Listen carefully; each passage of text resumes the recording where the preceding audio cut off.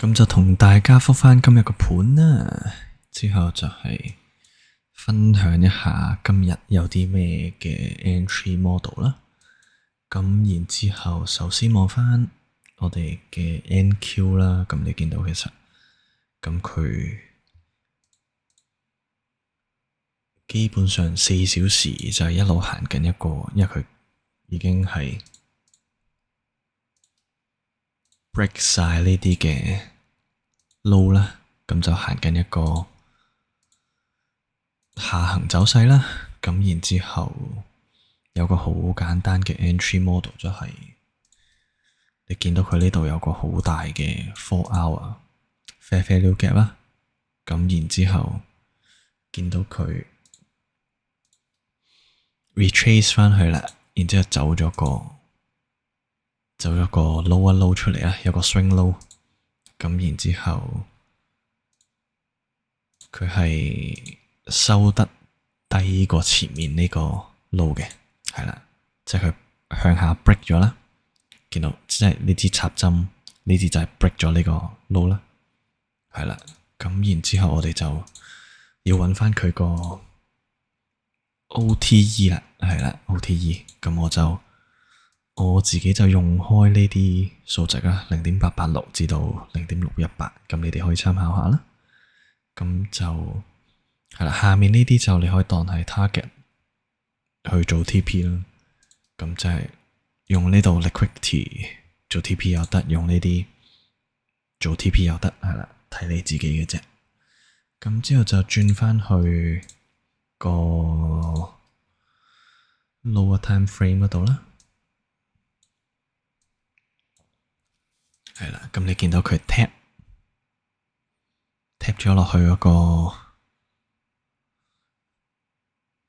fair value gap 度，咁然之後就 swing low，咁 retrace 去到呢個 OTE level 啦，咁就係紅色呢幾個 level，之後就係縮細個 time frame 去揾一個 entry 啦。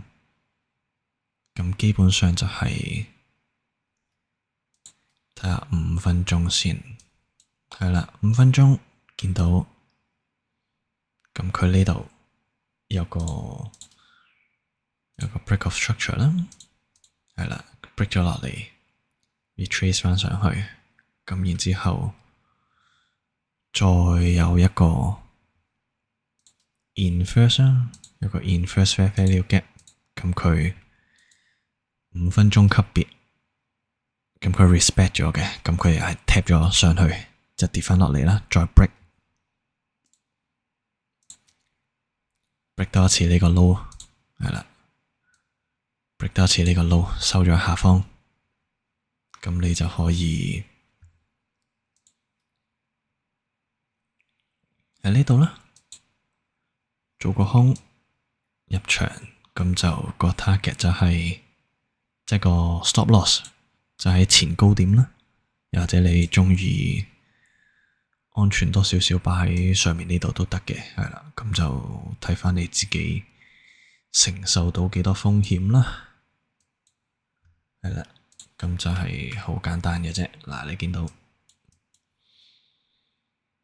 tap 咗上去個 4 hour fair value gap swing low， break 咗個 low 出嚟，咁佢 retrace 去到 OTE level， 咁你再揾一個 low time frame 嘅 confirmation， 係啦，咁你就通常我就會直接 target 去個 swing low 嗰度啦，係啦，又或者其實你留意翻佢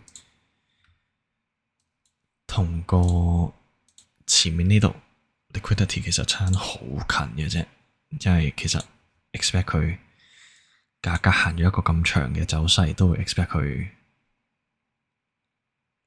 延續落去啦。即係如果佢係咁嘅 pattern，咁就可以 target 翻佢呢個位置嘅 liquidity 啦。咁你見到有個1:4 RR 嘅 trade 啦。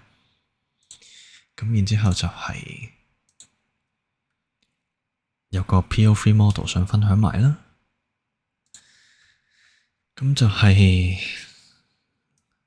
喺我哋即係啱啱一路行緊一個 low high low low 嘅情況下，咁就揾一個 continuation 啦。咁你見到嗱，其實10點鐘開始一路喺度 consolidate 嘅，你見到價格喺度基本上冇乜點出一個方向出嚟。咁然之後，我哋上面係有一個 POI 喺度啦，我 POI 係一個15分鐘嘅 fair value gap。咁如果做 PO3 就一定係要等佢 tap 上去有反應先再入場嘅。咁就好好彩啦。咁你見到佢 tap 完上去15分鐘 fair value gap，佢係走咗一個 SMT 出嚟嘅。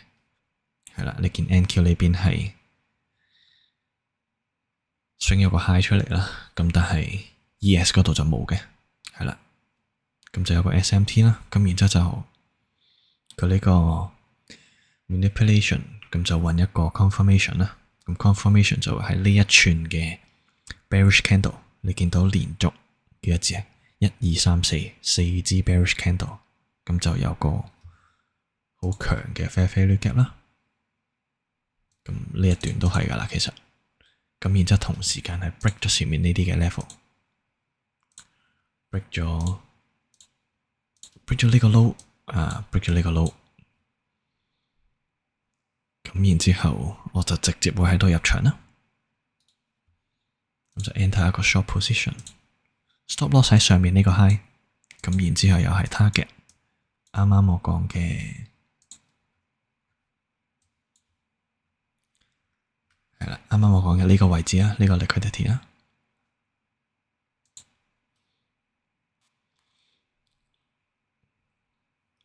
咁然之後你見到其實如果一路拉到去依家，又係另外一個1:4以上嘅 trade 嚟噶啦。係咁，其實呢一筆交易嘅質量其實都幾高啊。係啦，你見到兩筆都係好簡單嘅一個 trade， 都係順住佢依家方向去揾一個 continuation。係啦，冇錯。咁所以今日我做嘅嗰兩筆就係呢兩筆啦。咁然之後都係比較簡單嘅。咁然之後我諗 NQ 都應該會繼續向下探多一段時間啦。咁最主要睇翻佢今日收埋呢支 candle， 咁就係 break 咗前面呢個 low 噶啦。係啦，break 咗前面呢個 low， 因為佢守唔住，咁就都大機會會走翻一段小時間嘅下行走勢啦。你見到其實佢連續幾個星期想向上探，但係都係失敗啦。咁今個星期終於失手咗啦，咁 break 咗落嚟。咁睇翻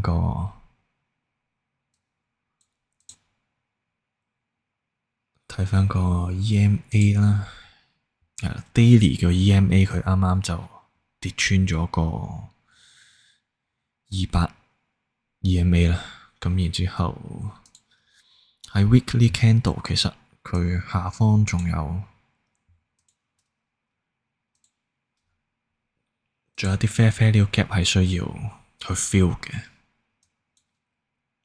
咁就呢度啦，係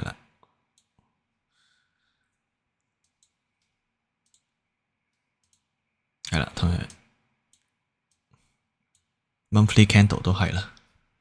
咁同時間個 monthly candle 嘅 EMA 20喺呢個 area 附近啦，即係佢幾個位置重複跌埋一齊，你見到呢個 high 啊，呢個 high 之後 EMA 20，係啊 EMA 20同埋呢一個 fair value gap。咁呢一個 level 就係我會留意嘅位置啦。係啦，咁就價格好大機會會喺度有個 support 喺度啦。咁就睇下到時咩反應啦。係啦，先再決定要行啲乜嘢啦。係啦，最主要都係一定要符合翻個 higher time frame 啦。冇錯，咁今日嘅分享就大概咁多。